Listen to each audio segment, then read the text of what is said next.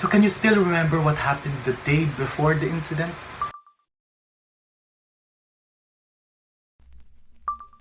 How would you describe and your relationship with him?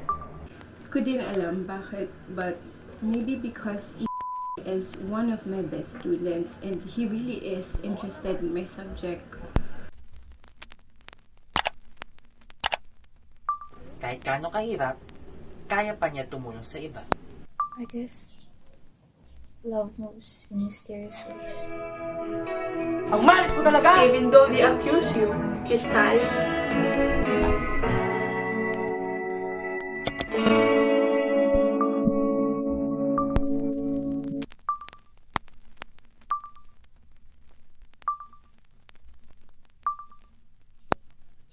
Sige, sige. See you soon.